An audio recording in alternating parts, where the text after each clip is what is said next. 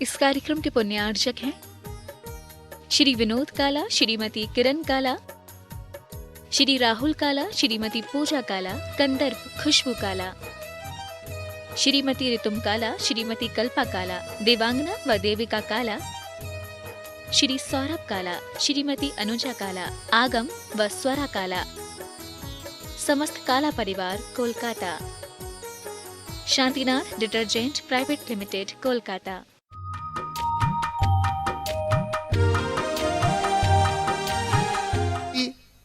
मांगलिक प्रवचनों में यहाँ पर उपस्थित एवं देश विदेश से जुड़े हुए उन सभी श्रद्धालुओं का, जो कि जिनवाणी चैनल, आदिनाथ चैनल या प्रामाणिक ऐप के माध्यम से प्रवचन को डायरेक्ट सुन रहे हैं, उन सभी की ओर से पूज्य गुरुदेव के चरणों में कोटिशा कोटिशा कोटिशा कोटिशा वंदन करते हुए चलते हैं। आज की मांगलिक प्रक्रिया के लिए, मांगलिक क्रियाओं के लिए मैं बड़े सम्मान के साथ आवाज दे रहा हूं। हमारे बीच में श्रीमान सुनील जी, संजय जी विलाला यहाँ पर उपस्थित हैं। मैं निवेदन करता हूं, जो कि मालवा प्रांतीय अध्यक्ष हैं, मैं निवेदन कर रहा हूं आए और मांगलिक क्रियाओं में जुड़ रहे हैं। पूज्य गुरुदेव का आशीर्वाद लेकर के चित्र अनावरण और दीप प्रज्वलन के लिए बंधुओं, वहीं आज अनेक वर्षों से जो यहाँ पर गुणायतन में अपनी सेवा दे रहे हैं, जो कि प्रमुख हैं यहाँ के आवास व्यवस्था के, ऐसे हमारे संजय जी, रीना जी, जिनकी आज वैवाहिक वर्षगांठ भी है, इस मंगल अवसर पर पूज्य गुरुदेव का आशीर्वाद लेकर के मांगलिक क्रियाओं के लिए मैं पहुंच रहे हैं। मैं निवेदन कर रहा हूं, कृपया आप पहुंचिएगा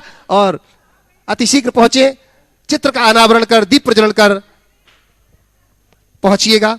हम संजय जी को बहुत बहुत बहुत बहुत बधाई देते हैं। वहीं बंधुओं, आज हमारे गुणायतन के सीएफओ श्रीमान सुनील जी, रेखा जी, उनकी भी वैवाहिक वर्षगांठ है, उनको भी गुणायतन परिवार की ओर से बहुत बहुत उनको बधाई देते हैं।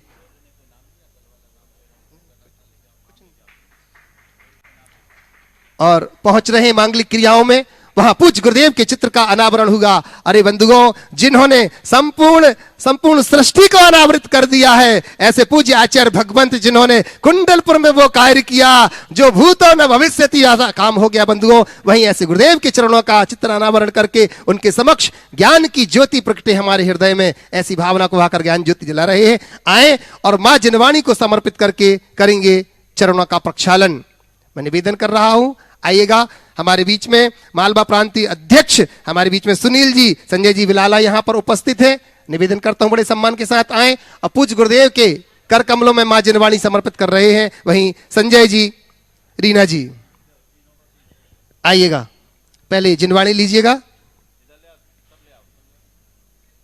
पहुंचे और जोरदार तालियां बजा करके हम इनका अभिनंदन करते हैं। बंधुओं, मैं आपसे कहना चाहूंगा कि वास्तव में जो हमें मिथ्यात्व से गुणस्थान में चढ़ाते चढ़ाते चढ़ाते चढ़ाते जो हमें मोक्षत्र तक की यात्रा कराने वाला एक ही आयतन है, वो आयतन है गुणायतन। तो आए, पूज्य गुरुदेव के चरणों में हम वंदन करते हैं, जिन्होंने गुणायतन के माध्यम से हम सबको एक ऐसा आयाम दिया है जो आने वाले युगों युगों तक ये जैन समाज इनके उपकार को भूल नहीं पाएगी। बंधुओं, वास्तव में भूल नहीं पाएंगे कि ग्रंथों को पढ़कर गुरुवर ने हमको उसका सार दिया है, बाल वृद्ध और युवा वर्ग को जिन शासन आधार दिया है। गुरु प्रमाण ने इस सृष्टि को एक नया अवदान दिया है, और सच बोलूं तो मित्रों पूरी सृष्टि को वरदान दिया है।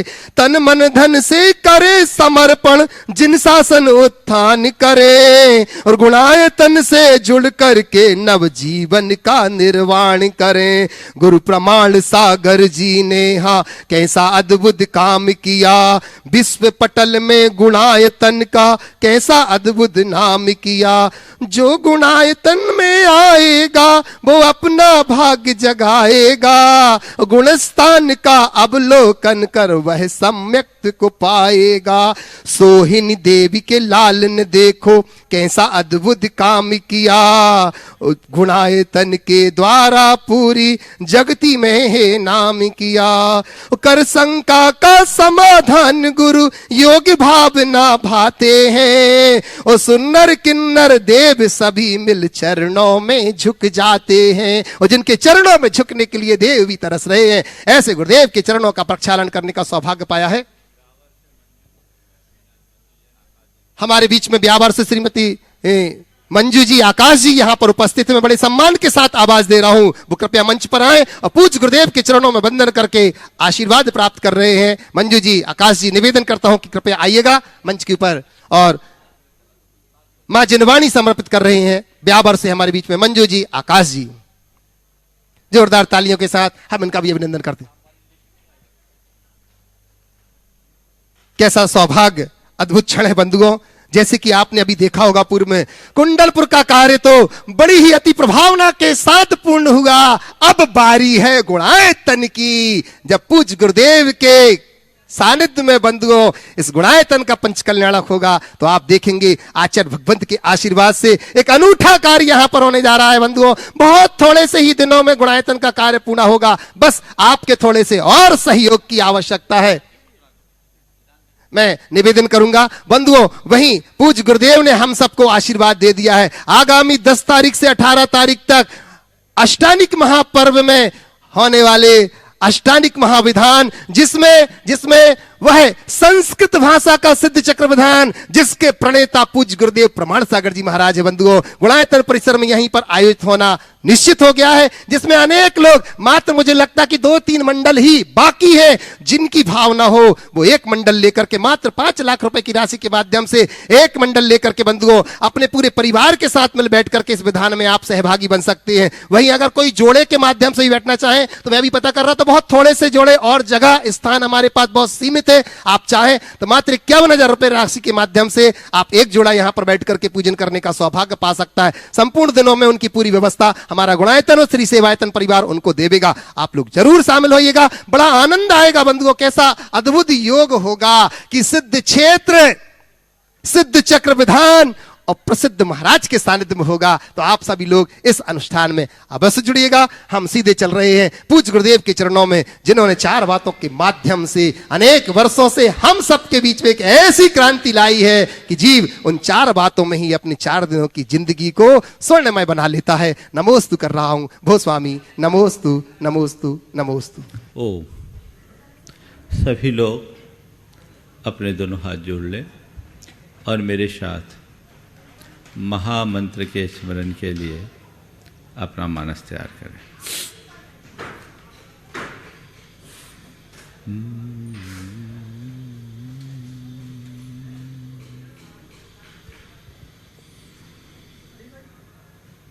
ळमो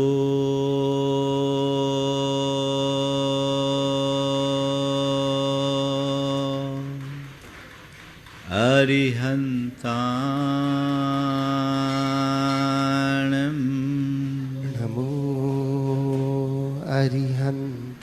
अरिहंताणं ळमो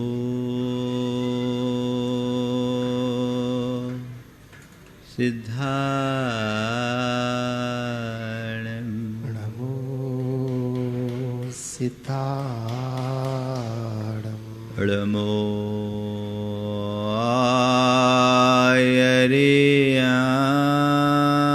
आयर्याणं नमो आयर्याणं ळमो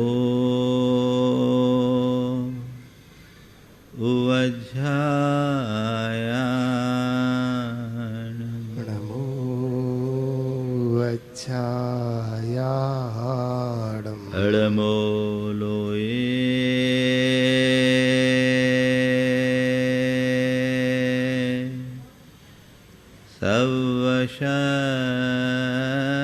सवशाहुणं नमो लोये सौविसाहुणम् एषो पंचणमुयारो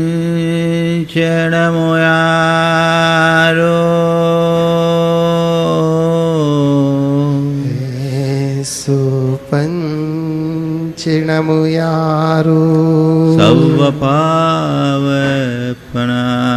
सवपावपनाशनो सविपावपनासिनो मंगलालं च सवेसिं मंगलाणं च सवेसिं पढ़मं हो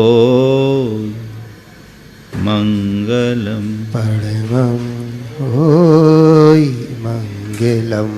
जय बोलो देवादिदेव 1008 श्री भगवान महावीर स्वामी की जय जय जय। अहिंसा परमो धर्म की जय जय जय। परम पूज आचार्य गुरुवर श्री विद्यासागर जी महाराज की जय जय जय जय। बोलिए गुणायतन पुणेता शंका समाधान व भावना युक्त प्रवर्तक प्रखर वक्ता पूज्य मुनिवर श्री प्रमाण सागर जी महाराज की जय जय जय। मुनिवर श्री अरहय सागर जी महाराज की जय जय जय।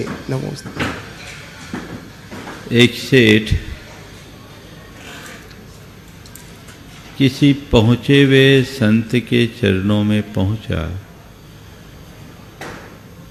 और उनसे निवेदन किया, गुरुदेव,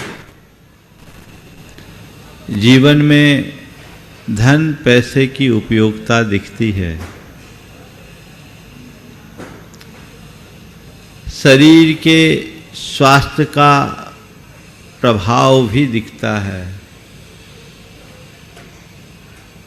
पद प्रतिष्ठा का महत्व भी लक्षित होता है, लेकिन धर्म का सीधा कोई लाभ या उपयोग दिखाई नहीं पड़ता। फिर भी आप लोग सबसे ज़्यादा धर्म की दुहाई क्यों देते हैं और लोग धर्माचरण के लिए इतना बल क्यों देते हैं जो दिखता भी नहीं। उसकी जिज्ञासा सुनकर संत मुस्कुराए और पास खड़ी हवेली की ओर इशारा करते हुए पूछा, सामने खड़ी हवेली तुम्हें दिखाई पड़ रही? बोले हाँ दिख रहा। तुम पूरी हवेली को देख रहे हो? बोले हाँ मैं पूरी हवेली को देख रहा हूं। तो तुम जितना देख रहे हो हवेली उतनी? बोले हाँ जितना मैं देख रहा हूं हवेली उतनी, मैं पूरी हवेली को देख रहा हूं। संत ने पूछा, ये बताओ इसकी नींव किधर है? नींव किधर है? नींव वो तो दिखाई नहीं पड़ रही, जमीन के भीतर है। अब की बार संत ने उसे संबोधते हुए कहा कि बस इस हवेली का ऊपरी रूप तुम्हें दिखाई पड़ रहा है, नींव दिखाई नहीं पड़ रही, पर ये बताओ नींव हटा दो तो कुछ दिखेगा? बोले कुछ नहीं, सब धराशायी हो जाएगा। तो कहा मैं तुमसे इतना ही कहना चाहता हूँ, जो स्थान किसी हवेली की स्थिरता के लिए नींव का है, वही स्थान जीवन की स्थिरता के लिए धर्म का है। जैसे नींव नजर नहीं आती, वैसे धर्म का प्रत्यक्ष लाभ दिखाई भले न पड़े, लेकिन धर्म के बिना जीवन में स्थिरता नहीं आती। आज धर्म पुरुषार्थ के क्रम में दूसरे सवाल की चर्चा मैं आज आप सबसे करूंगा। धर्म क्यों? आप सब धर्मी हो कि नहीं हो? बोलो, है ना? धर्मी हो, धर्म करते हो, क्यों करते हो? आप लोग धर्म क्यों करते हो? क्या उत्तर है? हाँ? मेरे देखे धर्म करने का 4 प्रयोजन दिखाई पड़ता है। ज्यादातर लोग धर्म इसलिए करते हैं कि माँ बाप ने संस्कार दिया है, परंपरा से हमें सीख मिली है कि धर्म करना चाहिए, सो हम धर्म करते हैं। एक कंसेप्ट ये। दूसरा कंसेप्ट यह है कि धर्म करेंगे तो हमारा दुख दारिद्र नष्ट हो जाएगा, शोक संताप मिट जाएगा, संकट टल जाएंगे, इसलिए भी धर्म करते हैं। तीसरे लोग हैं जो धर्म करते हैं इसलिए कि धर्म करेंगे पुण्य मिलेगा, हमें सद्गति मिलेगी, हम स्वर्ग में जाएंगे। और धर्म करने का चौथा उद्देश्य है कि धर्म करेंगे तो मेरा जीवन संवरेगा, मेरी आत्मा पवित्र होगी, मेरी आत्मा का कल्याण होगा। अपने अंदर झांक कर देखो, मेरा कंसेप्ट क्या है? मैं धर्म कर रहा हूं तो पहले उद्देश्य से, दूसरे से, तीसरे से या चौथे से? किस लिए? एक बार मैंने ऐसी सवाल किया तो कहा महाराज मेरा तो चारों उद्देश्य है। चारों उद्देश्य है? बोले ठीक, कैसे? बोले माँ बाप का मैं बड़ा आभारी हूं क्योंकि उन्होंने मुझे संस्कार दिया धर्म करने का। अगर वो संस्कार नहीं दिए होते तो मैं अधर्मी, पापी और नीच बना होता। इस अर्थ में आप सब लोग भाग्यशाली हो। भाग्यशाली हो कि नहीं हो? अगर ये संस्कार नहीं मिले होते तो आज क्या यहां होते? तो ये बुरा नहीं है, लेकिन मां बाप ने संस्कार दिया धर्म करने का, सो धर्म करने में तो लग गए, पर केवल करने में लगे, किस लिए करना ये तो सोचो। ये उद्देश्य अच्छा है पर पर्याप्त नहीं है। माँ बाप ने हमें धर्म करने का संस्कार दिया, हम धर्म कर रहे हैं, उनसे प्रेरित होकर कर रहे हैं, लेकिन हो सकता है कभी मन बदल भी जाए। एक बच्चा था, उसके पिताजी नहीं थे, बेटा मंदिर जाता था। मैंने पूछा मंदिर जाते हो? हाँ जाता हूँ। क्यों जाते हो? बोले मम्मी को अच्छा लगता है इसलिए जाता हूँ। उसका मम्मी के प्रति, अपनी माँ के प्रति लगाव था और माँ के प्रति लगाव होने के कारण वो मंदिर जाता था, लेकिन वो साफ बोला मेरी मम्मी को अच्छा लगता है इसलिए मैं मंदिर जाता हूँ। मैंने कहा बेटा तो अपनी मम्मी को खुश करने के लिए मंदिर जाता है, सच्चा अर्थ तो ये है कि तू अपने जीवन को सदाबहार खुश रखने के लिए जा, तो देख तेरे को क्या आनंद की अनुभूति होगी। गलती उसकी नहीं, गलती उसकी माँ की। माँ ने मंदिर जाने के लिए प्रेरित किया, ये अच्छा काम किया, लेकिन मंदिर के प्रयोजन को और समझा दिया होता तो और अच्छा काम होता। पर हो भी कहाँ से? माँ को खुद पता नहीं है कि मुझे मंदिर क्यों जाना। बहुतों के साथ तो यही हाल है ना, चले जा रहे चले जा रहे चले जा रहे। मैं आपको बताऊं, परंपरा से धर्म करोगे तो थोड़ा पुण्य भले मिल जाएगा, पर जीवन को पुण्य नहीं बना पाओगे। हमारे शास्त्रों में एक बात आती है, स्वर्ग में जितने भी देव लोग उत्पन्न होते हैं ना, उनकी दिनचर्या की शुरुआत होश संभालते ही वो सबसे पहले भगवान का अभिषेक और पूजन करते हैं। ऐसा शास्त्रों में वर्णन आता है। वहां जो जिनालय हैं उनमें वे पूजा अर्चन करते, अभिषेक करते, चाहे सम्यक दृष्टि हो चाहे मिथ्या दृष्टि। तो सम्यक दृष्टि जो होते हैं वो तो बीतराग भगवान के स्वरूप को जानकर अर्चन पूजन करते हैं, पर जो मिथ्या दृष्टि होते हैं ना, उनको अपना कुल देवता मान करके पूजते हैं, तो भगवान की पूजा करते हुए भी मिथ्या दृष्टि यानी अधर्मी बने रहते हैं। परंपरा से धर्म करने वाला धर्मी होते हुए भी अधर्मी हो सकता है, रहता है, बना रहता है, पर चेतना के जागरण के साथ जो धर्म करता है उसका जीवन रूपांतरित हो जाता है। तो मैं कहाँ हूं? अगर मुझे धर्म के संस्कार मिले हैं परंपरा से, तो मुझे उन्हें फलीभूत करने के लिए सचेष्ट रहना चाहिए। मेरे संस्कार फले फूले, उसके प्रयोजन को मैं पुष्ट करूं, ये दृष्टिकोण। दूसरा दृष्टिकोण, जो धर्म करते हैं इसलिए कि दुख दारिद्र नष्ट हो जाएगा, शोक संताप मिट जाएगा, संकट टल जाएंगे, ये भी लोगों में अवधारणा है कि नहीं है? कुछ भी होता है पहले भगवान के पास जाओ, अगर संकट टल गए तब तो धर्म का दीवाना बन जाता है। काम बन गया तो उसकी जय जयकार है, और किसी वजह से काम बिगड़ गया तो धर्म से ही दूर हो जाता है। कुछ नहीं धरा धर्म में। अभी कोविड के दौर में बहुतों की धर्म से श्रद्धा उठ गई। मैं कहता हूं श्रद्धा उठी क्या, जमी हो तब तो उठे। वो असल धर्म की पहचान ही नहीं थी, उसके धर्म के प्रयोजन का उसे बोध ही नहीं था, भान ही नहीं था, तो उसकी श्रद्धा आखिर जमेगी कैसे? धर्म की श्रद्धा को जमाने के लिए अंतरंग से जुड़ने और जागने की जरूरत है, उसे पहचानने की जरूरत है। ऐसा मत सोचना कि मैं धर्म करूंगा तो मेरा दुख संकट टल जाएगा। सच्चे अर्थों में तो ये है कि धर्मी के जीवन में ज़्यादा दुख और संकट आते हैं। हमने महान महान मुनियों के जीवन को देखा, उनके जीवन में भयानक भयानक उपसर्ग आए कि नहीं आए? दूर मत जाओ, पारसनाथ भगवान को देख लो।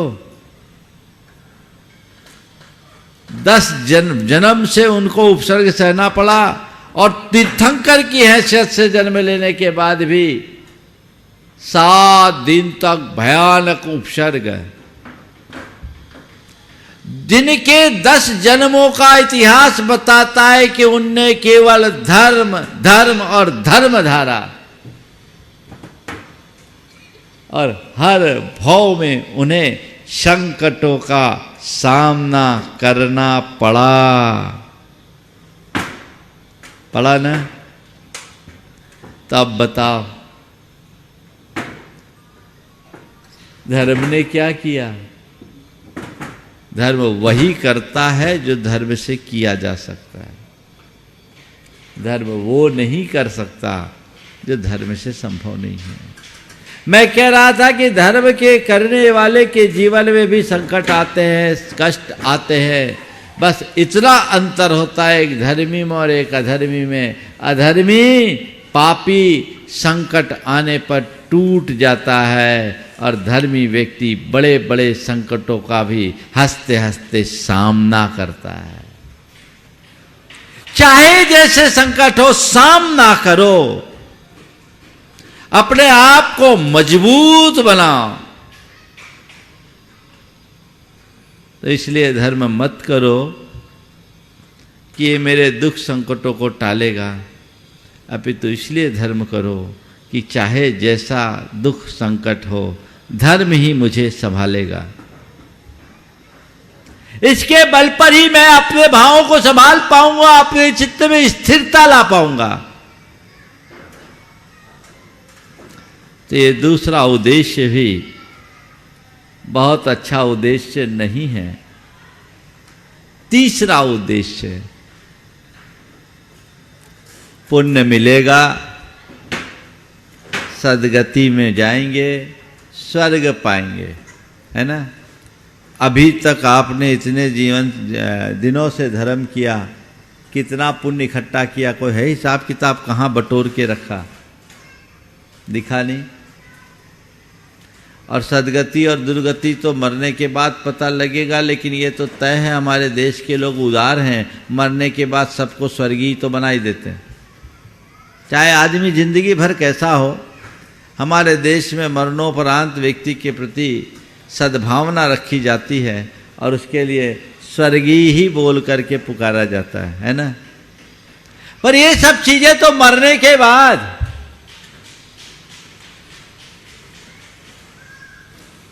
ये उद्देश्य लेकर करोगे तो तुम धर्म का जो लाभ मिलना चाहिए उससे वंचित रहोगे।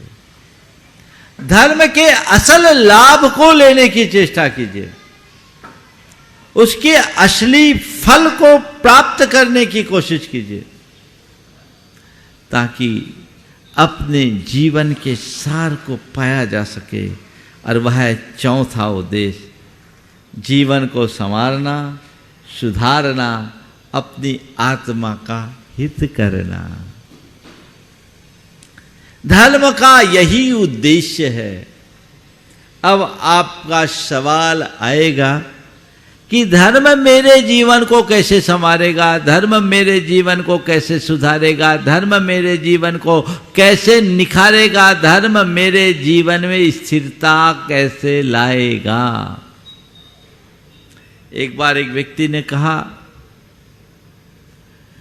क्या महाराज धर्म हमारी समस्याओं का समाधान कर देगा? सवाल किया, क्या धर्म हमारी समस्याओं का समाधान कर देगा? मैंने कहा, धर्म के अलावा संसार में ऐसा है क्या जो तुम्हारा समाधान करेगा? हमारे जीवन में चाहे जैसा कुछ भी क्यों ना हो, अगर धर्म है तो तुम्हारे जीवन में खुशहाली होगी।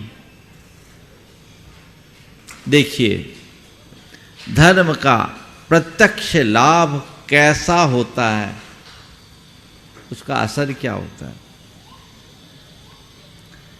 हम धर्म करते हैं, अंतरंग से धर्म करते हैं, तो धर्म का पहला पाठ अहिंसा है। अहिंसा, संयम और तप, ये धर्म है। अहिंसा को अपनाने से हमारी दुष्प्रवृत्तियां छूटती है। दुष्प्रवृत्तियां हमारे जीवन को बिगाड़ती है कि नहीं बिगाड़ती, बोलो। हाँ, एक बार एक युवक आया, परिवार के लोगों ने कहा महाराज इससे कहिए थोड़ा सा धर्म करे। मैं उसकी तरफ देखा तो बोला महाराज धर्म क्यों करूं, मुझे तो धर्म सुहाता ही नहीं। मैंने पूछा क्यों? बोले मेरे मम्मी पापा जो धर्म करते हैं मुझे उससे कोई सार ही नहीं दिखता, ये पूजा पाठ में क्या धरा है। मैंने कहा ठीक है, मैं तुझे वैसा धर्म नहीं कहना चाहता, लेकिन तू ये बता तू अपने बैड हैबिट्स को से बचना चाहता है? बचना चाहता हूँ। मैंने कहा निगेटिव इमोशंस को कंट्रोल करना चाहते? बोले करना चाहता हूँ। बोले यही तो धर्म है। धर्म का पहला पाठ है अपनी प्रवृत्तियों को सुधारना, अपनी मनोवृत्ति को ठीक करना। वृत्ति और प्रवृत्ति में सुधार ही धर्म का पहला लक्ष्य है, और हमारे जीवन में जो भी सुधार आएगा वो इन्हीं के बदौलत आएगा। क्यों? क्योंकि हमारी सोच ही हमारे जीवन को बनाता है, और हमारे सोच से ही हमारा जीवन बिगड़ता है। अपनी सोच को अच्छी रखने का पाठ हमें केवल धर्म सिखाता है। तो धर्म को इस तरीके से हम धारण करें जिससे जीवन में बदलाव आए, आत्मसंयम, आत्मनियंत्रण हमारे अंदर हो, आत्मविश्वास हमारे भीतर हो, तो हम आत्मसंतोष को प्राप्त करेंगे। संयम जीवन का सबसे बड़ा आधार है, जो धर्मी होने की पहचान है। मैं धर्म करता तो हूं, पर मेरे अंदर संयम कितना ये मुझे देखना है। यदि मैं संयम में जी रहा हूं तो समझना धर्म में जी रहा हूं, और मुझ में असंयम आया तो अधर्म में। संयम में सुख है, असंयम में दुख। ये जीवन का अनुभव है कि नहीं है, बोलो। हाँ, है ना? जब भी जिस प्रकार का असंयम होता है दुख होता है, और जहां संयम होता है वहां सुख होता है। तो धर्म तो हमें यही सिखाता है, भैया संयम धरो ताकि सुखी रहो। जितना संयम होगा वो जीवन में उतना आगे बढ़ेगा। जो भावनाओं के बहाव में बह जाते हैं वे जीवन में कहीं के नहीं रह पाते हैं। तो पहली बात, हम जो धर्म को धारते हैं अपने जीवन को सुधारने के लिए, जीवन को संवारने के लिए, जीवन को निखारने के लिए, तो सुधारो, दुष्प्रवृत्तियों को संकल्प पूर्वक त्यागो। पाप से बचने का पाठ धर्म पढ़ाता है। यानी उन प्रवृत्तियों को विराम दो जिससे हमारे जीवन का पतन होता है। पाप से बचो, यही है ना धर्म। और बिना पाप से बचे कोई आगे बढ़ पाएगा? हाँ? एक बार एक ने कहा महाराज जी हमें धर्म पसंद नहीं, हम धर्म करना नहीं चाहते, धर्म का कोई फायदा नहीं। मतलब ठीक है भाई, कहाँ से आया? बोला दिल्ली से आया हूँ। बोला टिकट कटा के आए थे कि बिना टिकट कटाए? बोले टिकट कटा के आए। हमने कहा टिकट क्यों नहीं कटाया, बिना टिकट क्यों आए? बोला महाराज बिना टिकट आना अपराध है। मैंने कहा बस टिकट कटाना धर्म है और बिना टिकट कटाए आना अपराध है। तू धर्म करके आया, अधर्म करता तो जेल में होता, यहाँ नहीं आता, है ना? पाप करता तो जेल में होता। तो दृष्टि सही होनी चाहिए। जीवन को सुधारने का भाव अंतर मन में हो तो देखो धर्म का क्या चमत्कार होता है। दुष्प्रवृत्तियों को संकल्प पूर्वक त्यागो, फिर अपनी चित्त वृत्तियों को नियंत्रित करो, अपने भाव और बर्ताव में बदलाव लाओ, जिससे अपने जीवन को बेहतर बनाया जा सके, सुंदर बनाया जा सके।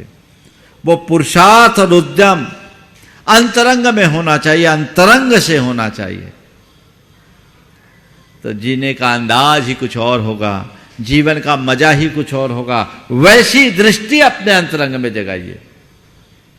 मुझे धर्म करना है, अपने जीवन को निखारने के लिए बदलाव, चमक आए, अच्छे विचार हो, अच्छी वाणी हो, अच्छा व्यवहार हो, इसी से तो जीवन निखरता है। वो सतत प्रयत्न चलते रहना चाहिए।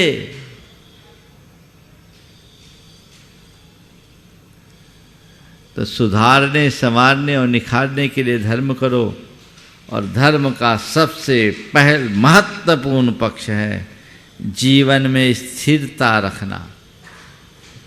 चाहे कितना भी उतार चढ़ाव क्यों ना हो, तुम्हारे जीवन में ठहराव होना चाहिए। धर्म का पहला पाठ है कि तुम्हारे जीवन में जो भी सुख दुख, संयोग वियोग, मान अपमान, जय पराजय है, हानि लाभ है, ये सब संयोगों के ऊपर निर्भर है।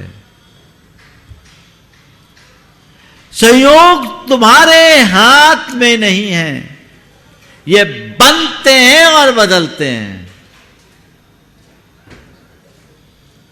तुम अपने अनुकूल संयोगों में हर्षित होते हो और संयोगों के प्रतिकूल होने पर विषाद मग्न हो जाते हो, दुखी हो जाते हो।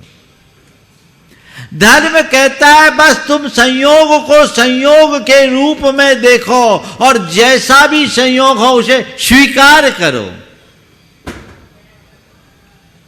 ये संयोग है, अच्छा है तो संयोग है, बुरा है तो संयोग है, सुख है तो संयोग है, दुख है तो संयोग है, मान है तो संयोग है, अपमान है तो संयोग है, लाभ है तो संयोग है, हानि है तो संयोग है, जीवन है तो संयोग है, मरण है तो संयोग है, पाना है तो संयोग है, खोना है तो संयोग है, जीत है तो संयोग है, हार है तो संयोग है। और जितने भी संयोग हैं वे सब के सब अस्थायी हैं, बदलने वाले हैं। जैसे सदैव दिन नहीं रहता, दिन के बाद रात आती है और रात के बाद प्रभात होता है, हमेशा शुक्ल पक्ष नहीं होता, शुक्ल पक्ष के बाद कृष्ण पक्ष और कृष्ण पक्ष के बाद शुक्ल पक्ष होता है। ऐसे ही संयोगों में एक रूपता नहीं होती।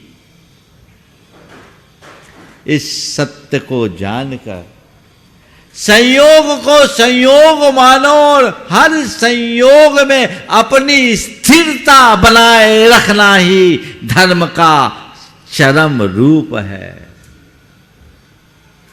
और ये ताकत तुम्हें धर्म देता है। और साथ ही साथ धर्म एक बात और सिखाता है कि संयोग चाहे जैसे बने बदले, पर तुम्हारा न बिगाड़ होना है न सुधार होना है। सूरज के आगे चाहे कितने घने बादल क्यों ना हो जाए। अभी परसों के दिन 4 बजे ऐसा घुप अंधेरा हो गया मानो रात ही हो गई, एकदम अंधेरा। लेकिन देखते देखते हवा चली, सूरज फिर से अपने प्रताप के साथ खड़ा हो गया। तो मैं आप सबसे यही कहता हूं, चाहे सूरज के आगे कितनी भी घनघोर घटाएं क्यों ना हो, वो सूरज के प्रताप को नष्ट नहीं कर सकती। बादल छटते हैं और सूर्य का प्रकाश प्रकट होता है। ऐसे ही तुम्हारे जीवन में चाहे जैसे कितने भी बुरे संयोग क्यों ना हो, कोई भी स्थिर नहीं होते, अंततः संयोग बदलते हैं और जीवन की दिशा परिवर्तित होती है। बदलेंगे, इसलिए विचलित मत हो, अच्छे हो या बुरे, संयोग को संयोग मानो। ये समझ कौन देता है? ये समझ धर्म देता है, और जिसके अंदर ऐसी समझ आ जाती है उसके जीवन में स्थिरता होती है। अभी एक युवक कुछ दिन पूर्व मेरे पास आया। कोविड के दौर में उसकी धर्मपत्नी चल बसी। उसने कहा, महाराज जी मैं बहुत अधर्मी था, पर कोविड काल में आपको सुनना शुरू किया, आपके रोज प्रवचन सुनता था और आज भी मैं सुनता हूं। इसी दौरान महाराज मेरी धर्मपत्नी संक्रमित हो गई, उसे बचाया नहीं जा सका। लेकिन महाराज जी आपके प्रवचन ने ऐसी ताकत दी कि आज मैं स्थिर हूं। इस घटना को अगर मैं आपसे नहीं जुड़ा होता, आपके प्रवचनों से प्रभावित नहीं होता, तो मैं स्वीकार नहीं कर पाता, मैं डिप्रेशन में चला जाता। लेकिन ऐसी ताकत मिली कि मेरे लिए वो वज्राघात था, लेकिन फिर भी मैं संभल गया। अब मुझे लगता है कि धर्म की क्या महिमा है। पहले मैं लोगों का मजाक उड़ाया करता था कि धर्म से घर में रोटी आ जाएगी क्या, पर अब समझ में आता है रोटी से भी ज़्यादा जरूरी मन का समाधान है, जो केवल धर्म से मिल सकता है और किसी से नहीं। भूखा आदमी आराम से रह सकता है, लेकिन अशांत मन से कोई जी नहीं सकता।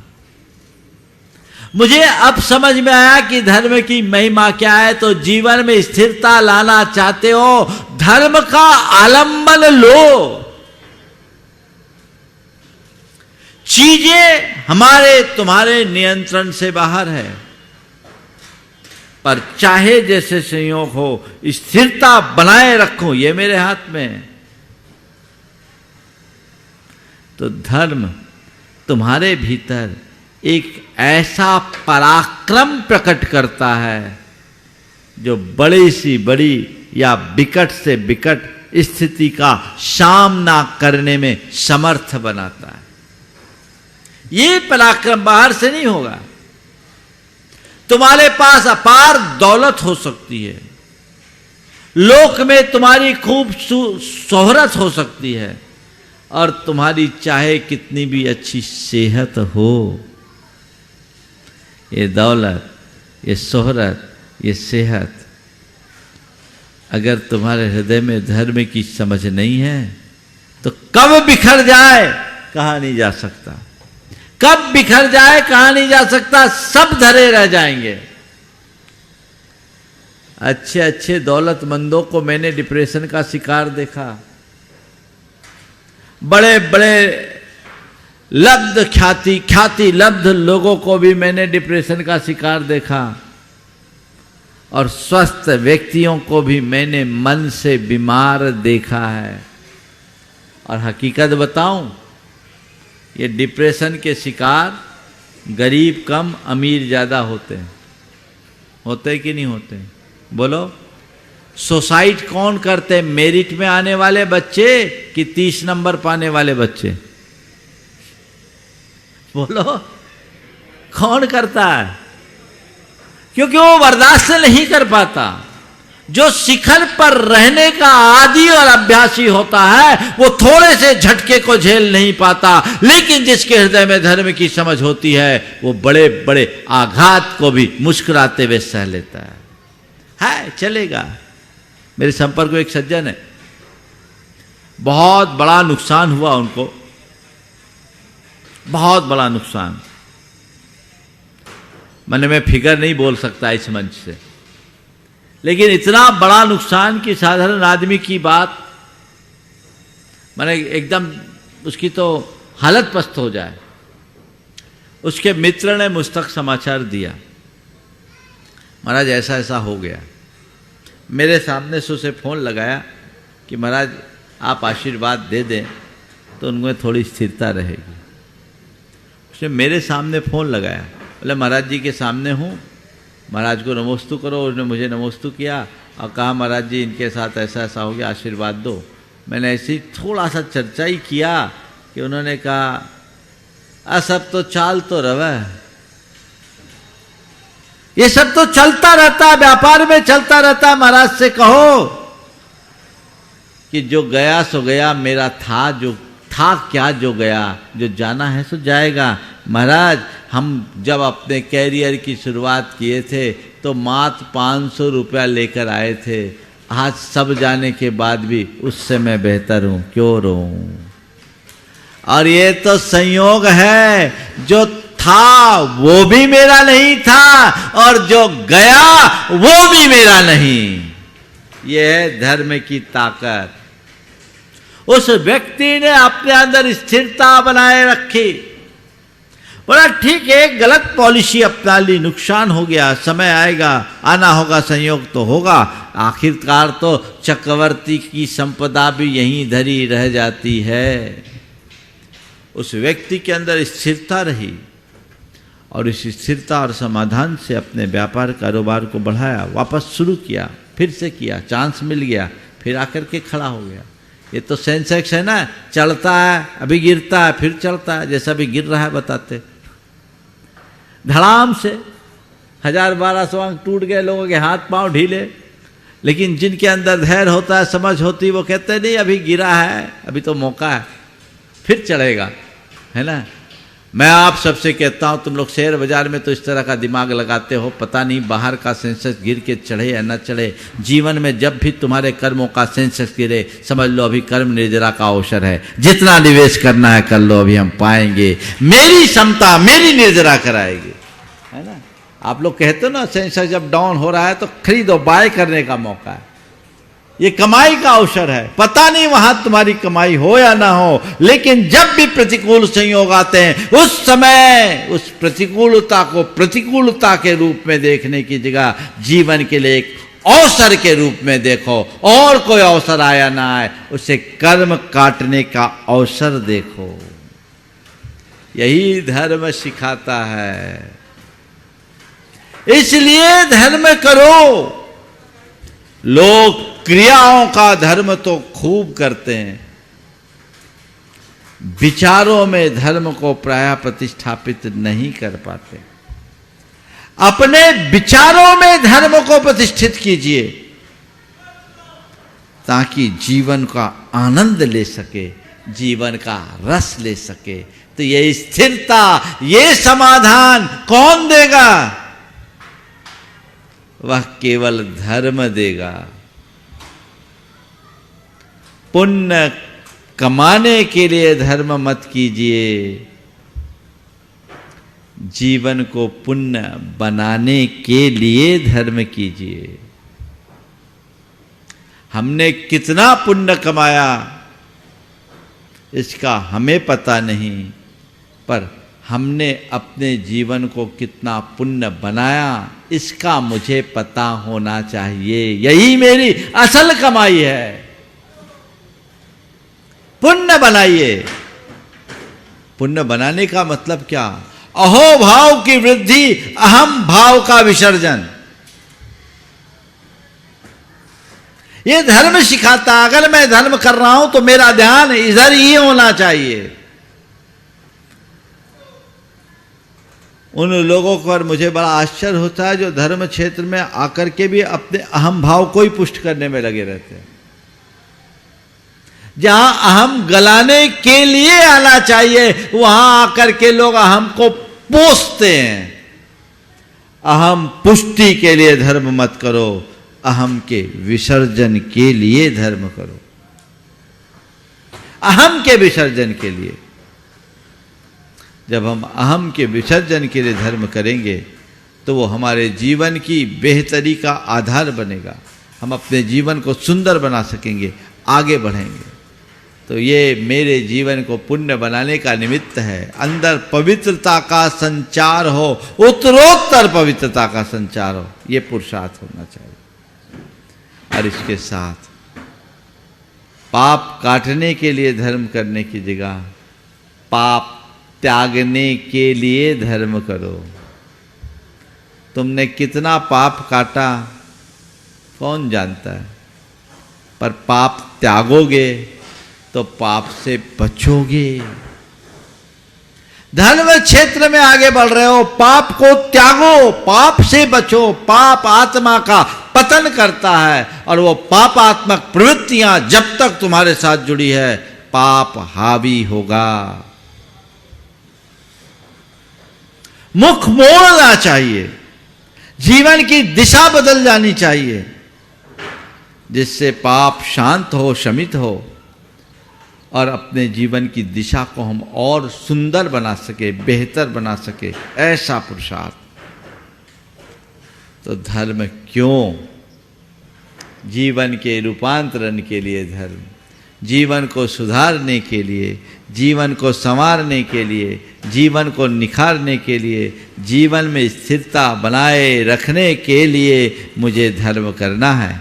ऐसी मेरी रुचि धर्म में बनी रहे तो मेरा जीवन सदाबहार प्रसन्न बना रहेगा। और यदि इसे मैं खो दूंगा तो अपने जीवन में सब कुछ पा कर के भी दुखी ही बनूंगा। अपने जीवन को ऐसे दुख से मुक्त करना चाहते हो तो सही रास्ते पर चलते हुए अपने जीवन का पथ प्रशस्त करे और जीवन को आगे बढ़ाए। अब आने वाले दिनों में अष्टमी का पर्व आने जा रहा है।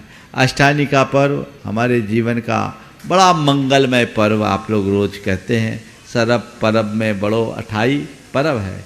जीवन को पवित्र बनाने का एक अच्छा अवसर अष्टानिका के दौर में हम सबको प्राप्त होता है, जिस समय उसे काल मंगल के रूप में जाना जाता है।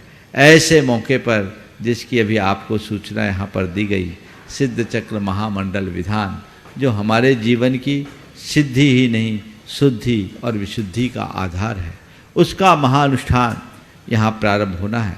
वे लोग निश्चित सौभाग्यशाली हैं जो इसका लाभ लेकर अपने जीवन में एक अच्छी उपलब्धि घटित करेंगे। और अभी उन लोगों के लिए भी अवसर है जो इसका लाभ लेना चाहते हैं।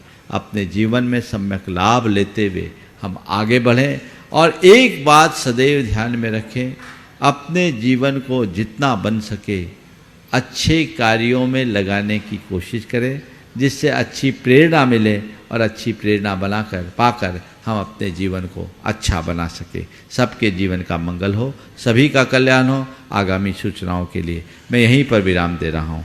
बोलिए परम पूज्य आचार्य गुरुवर श्री विद्यासागर। जय जय जय। बंधुओं, गुणायतन से जुड़ने वाले नए सदस्य के रूप में हमारे बीच में जिन्होंने निर्वाण नायक के रूप में स्वीकृति दी है, ऐसे श्री माणक चंद जी, कमला देवी जी मुशर्रफ, श्री राकेश कुमार जी मुशर्रफ, जयपुर से जोरदार तालियां बजा करके हम उनका अभिनंदन करते हैं। बंधुओं, वहीं सूत्रधार के रूप में जो गुणायतन से जुड़े हैं नए सदस्य के रूप में श्रीमती शकुंतला जी जैन, श्री नीरज जी जैन, नितेश जी जैन, निर्भय जैन, बिलसी से जोरदार ताली बजाकर उनका भी अभिनंदन करते हैं। बंधुओं, निर्वाण निधि के रूप में जो जुड़े हैं ऐसे सेवालाल जी जैन, सुपुत्र मोतीलाल जी, मातुश्री चौथी वेन, पत्नी लीला वेन, कल्पेश जी जैन, निखिल जी, रीता जी, शिल्पा जी, सपरिवार लोहारिया निवासी अहमदाबाद प्रवासी, जोरदार तालियां बजाकर इनका भी अभिनंदन करते हैं। निर्वाण निधि के रूप में ही जुड़े हैं बंधुओं, ऐसे श्रीमती मंजुलता जी सरावगी, धर्मपत्नी अरुण जी सरावगी गुवाहाटी से, और श्री अभिनव जी जैन, संजय जी जैन गोहाना सोनीपत से, और श्री अभिनंदन जी जैन, श्रीमती मधु जी जैन सीकर से। इनको बहुत बहुत बहुत बहुत गुणायतन परिवार अभिनंदन करता है, उनका स्वागत करता है। जा वाणी के ज्ञान ते सूझे लोकालोक, सो वाणी मस्तक नमु सदा देत हो धोक। हे जिन वाणी भारती तो हे जपो दिन रैन, जो तेरी सब। इस कार्यक्रम के पुण्यार्चक थे श्री विनोद काला, श्रीमती किरण काला, श्री राहुल काला, श्रीमती पूजा काला, कंदर्प खुशबू काला, श्रीमती ऋतुम काला, श्रीमती कल्पा काला, देवांगना व देविका काला, श्री सौरभ काला, श्रीमती अनुजा काला, आगम व स्वरा काला, समस्त काला परिवार Kolkata, Shantinath detergent private limited Kolkata.